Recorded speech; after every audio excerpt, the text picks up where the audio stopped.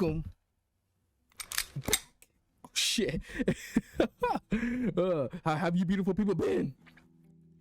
Shit, I hope you guys been good and prosperous as of today. I hope you accomplish everything that you want to do today because you're freaking beautiful. All right, enough of that. Anyways, today we got some good old fashioned boxing by none other himself, Iron Mike. We about to see some brutal knockouts and some dangerous KOs. Oh, it's gonna make your toes curl and twinkle. What? You know what I'm saying? But anyways, you already know what to do. Comment, like, and subscribe for more videos. And also, you can follow me on all of my socials down there in the description below. I hate saying all that, but I have to because, you know, I know people won't follow me and I'll become irrelevant. I've been irrelevant. My whole life I've been irrelevant. But anyways, let's get into it.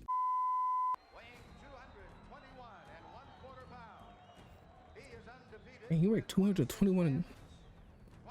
Golly, he was heavy.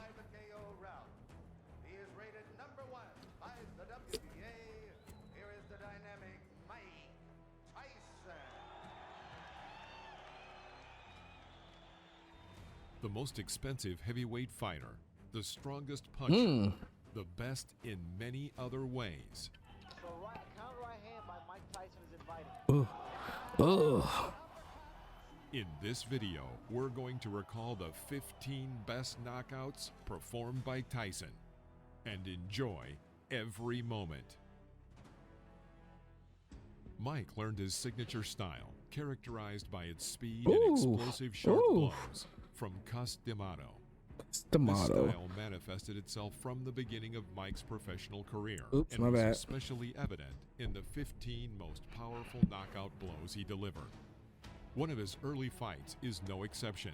His bout with Marvis Frazier in 1986. Is that Joe Frazier's son? At that time, Marvis was a promising boxer with a record of 16-1.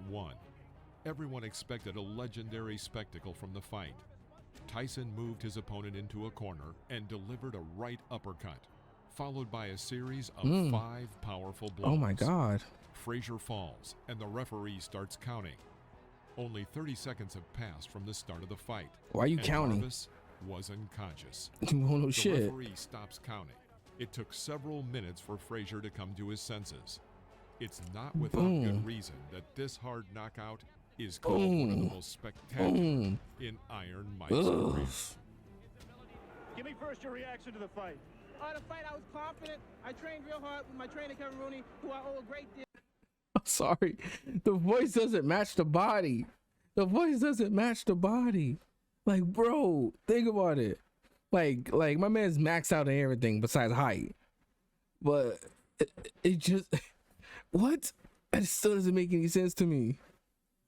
It's crazy to think about, like, you can have like a scrawny looking nerd, but you can have like the most deepest voice. Then you be like, golly, bro, like that voice don't match the body. It just doesn't. It just doesn't. That's crazy. Too. And I came out and I was confident. I knew the fight. I felt it deep in my heart. I was going to stop him in the first round. Did you know from watching tapes of him that you could hit him with the uppercut? No, that's my favorite punch. And I watched the time and I knew from my trainer telling me. Also,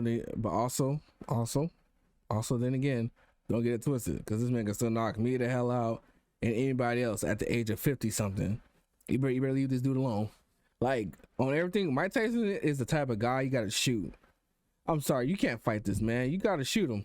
Like, nah, bro, you gotta get out of here. But anyways, as he throws his punches, he bends down, and I knew that would be perfect for my uppercut. I planned on working the body more, but I saw the opportunity, and it looked too good to go away. Man, he knew what he's talking about, though. In September 1986, Mike Tyson entered the ring against Alfonso Ratliff. The fight against Alfonso was the last before Mike's first championship title fight with Trevor Berbick. Tyson quickly figured out his rival, demonstrating the brilliant technique that he's too skinny for him from his early years in the professional ring. Oh my gosh. After waiting a moment, Mike dodges to the left and throws a powerful left hook into Ratliff's jaw. Alfonso falls to the floor. He didn't want none of that. He gets up on one knee and waits until the referee counts to 9 before he stands. Mike rushes to finish the fight and shoots a series of 8 hits. Ratliff barely escapes in the clinch. After the referee separates the fighters, Tyson begins beating Ratliff near the ropes and ends up finishing him in the second round. He's terrified of this man. You can tell he's scared of him. Ratliff, just fall. Just stay down. Oh, that's crazy. Oof. Ooh. Tyson's strength is both impressive and terrifying. Mm-hmm. Our next example is the fight with Trevor Burbank in November of '86. What is that? What is he doing to my man's neck? What is that? Our next example is... What is that? What the hell is that supposed to do? Is it supposed to like relieve like pressure or some shit? Attention? I don't know. It's supposed to do something. The fight with Trevor Burbank in November of '86. That must look uncomfortable. At that time, Trevor was the reigning heavyweight champion of the world.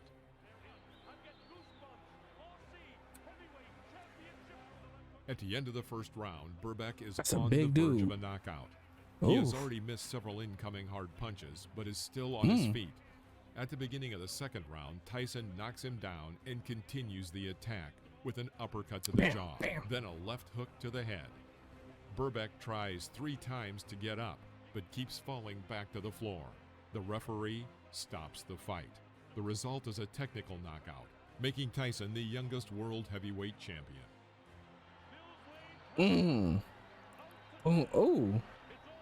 Oh, I thought he got it. I thought he got that. Oh, that's what got him. Oh, okay. Oof. Iron Mike is famous for the brutal power he used against his opponents. In the fight with Pinklin Thomas on May 30th, 1987, this was especially noticeable. By this time, Pinklin had only 1 loss on his record, to Trevor Burbank, who was defeated by Tyson earlier. The fight began with an explosion of side hits from Mike, but Pinklin resisted. Thomas lasted until the 6th round, when Tyson threw a devastating series of uppercuts and hooks with both hands, dropping Thomas to the canvas. It was a brutal and absolute victory. In his autobiography, Tyson later said that he hit Pinklin with everything he had, not caring what would happen to him. Oh, that man was trying to kill this dude. Tyson was trying to kill this man. Oh my God. Jesus. Knock my man hairline back. Ugh. That's crazy. Once and for all was the title listed on the posters about the fateful fight of the 2 undefeated heavyweight champions, Michael Spinks and Mike Tyson. Wait, Michael Spinks was undefeated? Dang. But if you look at this guys like records, they wasn't like no bums. Because it's kind of funny when you look at some videos of Tyson and knocking people out, people like, oh, he fought like nobodies and stuff like that. I was like, I don't know, bro, because these guys be having some impressive records. They be like 26-3, 27-0. It's like crazy. 22-1. Like, y'all was some fight. There was some fighting fools back then, bro. That mess is insane. That's insane. This was perhaps the most important event in the world of professional boxing. Tickets cost more than $1,500, and such celebrities as Madonna, Oprah Winfrey, and Sylvester Stallone came to see the spectacle. Not The hall Stallone. was full of stars. Golly. Yo, guys, look how. Hold on. I gotta make this thing bigger for y'all. Hold on, real quick. Look how fucking packed that is. Oh my God, look at that. That's crazy. That is crazy. All right, let me fix this. There we go. That's insane. Jump right into his chest. In the middle of the first round, Tyson throws an uppercut to the chin using a right hook. Spinks falls. The referee counts to 3, and he rises. A powerful left-right combination to the head, and Spinks again is lying on the canvas. 91 seconds into round 1, and the fight is over. No. The fight became not only known for its short duration, but also for the staggering fees paid to the boxers, $22 million and $13.5 million. Okay, he got 22 Ring mil. Magazine named this one-round fight the fight of the year. Oh hell yeah. Oh yeah, that's crazy. Many of Tyson's I'm sorry. I don't mean to keep stopping it, but imagine Tyson nowadays if he was like at his prime like this fighting. Oh man, this man would be 22. Man, this man would have been making like 2,200 million. Easy top, bro. Easy. He would have been making dummy money. Oh my goodness. That's crazy. opponents were knocked out for the Again, 22 million ain't nothing to scuff at either. Whew. first time in fights with him. The same happened in the fight with another boxing icon, Larry Holmes. Oh, Before not the start of Larry. the fight, Holmes insulted Tyson several times, and this did not set well with Tyson. Ooh. He was old here though. Or older. During the fight, Iron Mike showed animal aggression in all its He glory. trying to kill this The man. fight ended in the fourth round, delivering an extremely humiliating defeat for Holmes, who was knocked down 3 times. In the end, after Jesus. the knockout, Larry had an episode of fainting and shock. He needed a doctor to get up. Larry Holmes subsequently considered this fight his only defeat and called Tyson a real champion. Ooh. Ooh. Oof. Oof. Oh. Ooh. Oh, I hope he didn't tear his ACL. Oof. It's crazy. The hard way back was the name given to Tyson's fight with Alex Stewart. After suffering a defeat in the fight with Buster Douglas, losing his title and damaging his reputation, Tyson actively tried to restore both, and he succeeded. 10 seconds into the fight, and Stewart was knocked down with 2 speedy right punches. He got up on the count of 5 and was knocked down again about a minute in. Sit down.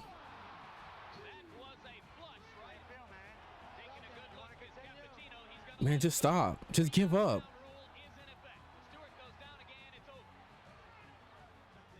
A quick left hook at 2.5 minutes. He's trying to marked get the this. third knockdown.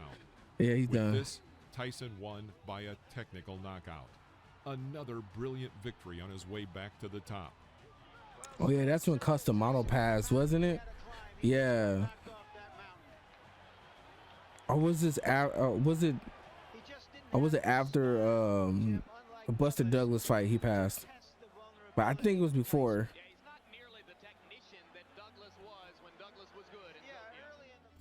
August 1995. Tyson's fighting style had changed. His peekaboo style was replaced with a stronger punch and attack and more caution on approach and defense. His first successful fight after prison was with Buster Mathis Jr., an undefeated boxer at the time. The start of the fight was rather slow.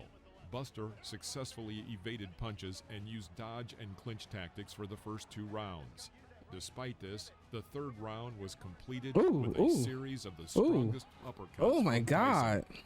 Mathis fell to the canvas. The referee counted to 10, a victory by knockout for Tyson. I wonder how tall is Mike Tyson? You expect him to come straight at you the way he did? You expect him to try and crowd you and walk into your power? I expect him to do many things. I expect him to move around, run because he's able to do that, and I expect him to smother me because he's been very successful. But I'm very familiar with his style of fighting. I was raised, and I'm the best at that style of fighting. I knew every move he was making. That's how come when I did a couple of particular moves, he was stunned. He didn't expect them.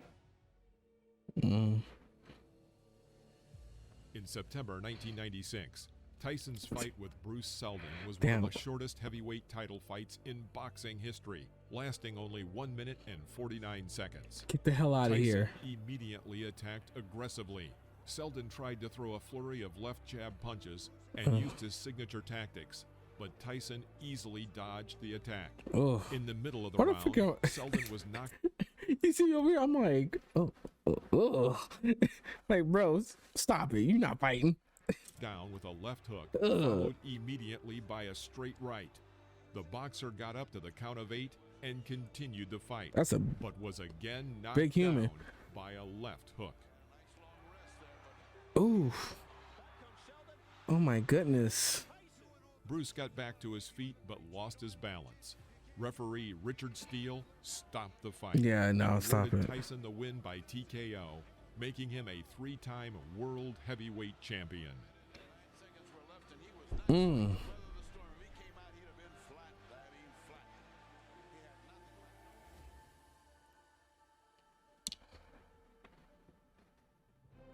The end of the 90s was not an easy time for Tyson.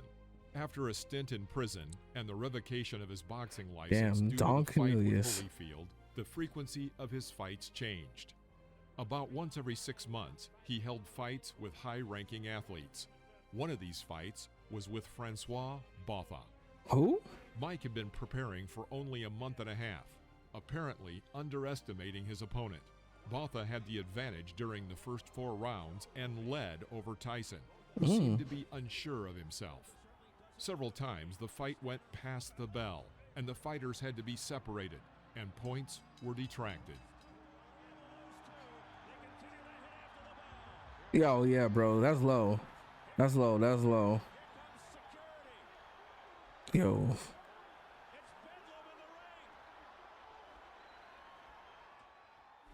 Botha began to taunt Tyson, which angered him. Why would you do Francois that? was sure of his victory until, in the 5th round, Ooh. a short right blow from Tyson sent Botha to the canvas. A brilliant knockout turned the fight around. Mm.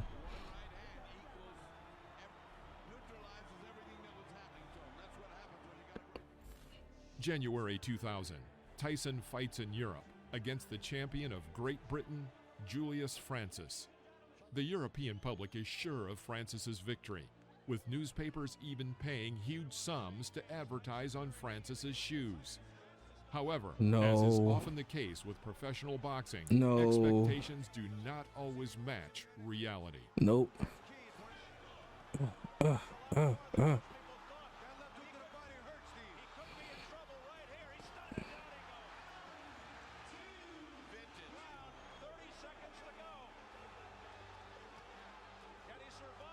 Oh, he was dodging him though. Oh, that hurt. That hurts.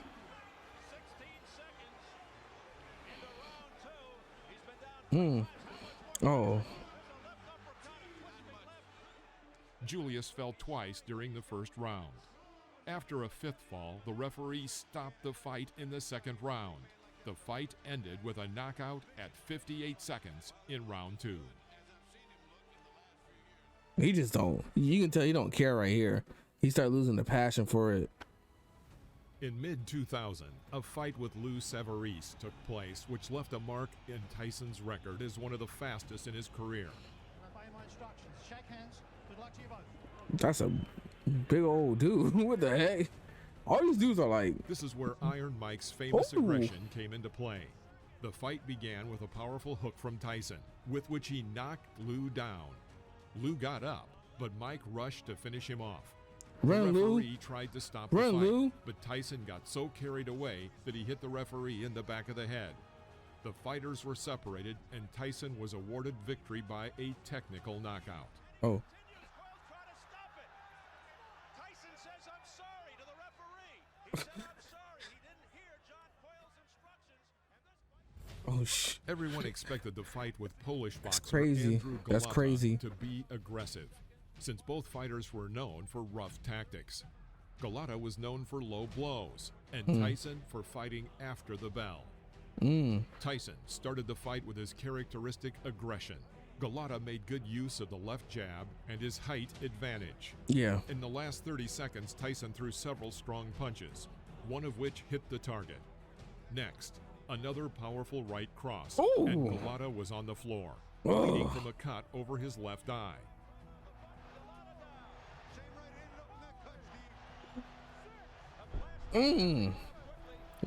Oh, buckled his knees.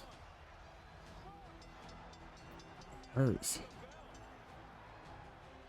After the first round, Galata twice asked his trainer to stop the fight. Between the second and third rounds, Galata told his corner that he would not continue and began walking around the ring. Despite the encouragement of his coach and attendants, Galata refused to continue the fight. He made him quit? After the third bell, the referee raised Tyson's hand. No way. For a technical knockout. Spectators would remember this spectacle for a long time. October 2000. Yo, he made homie quit. I didn't know about that one. I did not know about that one. I didn't know he made him quit. That's wild. That's wild. 2001. Another fight outside the U.S. Our TV kind of loud. The Danish fighter Brian Nielsen, who was known as one of the dirtiest fighters. 25,000 spectators came to watch. Okay, there we go. Fight. There we go. There we go. From the first round, Nielsen was under a hail of blows from Tyson. Ooh, talking mess. He talking mess. Where you going? Stop talking. Ooh, stop talking mess. Oh, he's taking him though. He's covering. Oh my gosh. He looked like a hamburger. I'm sorry. Ugh. Oh my God, look at his eye. Round, Tyson hit Nielsen below the belt, clearly causing him great pain. The fight resumed, but the situation did not change. And after the sixth round, Nielsen refused to continue the fight. An impressive fee of $13 million and a technical knockout again went to Iron Mike. I wonder what he said to him.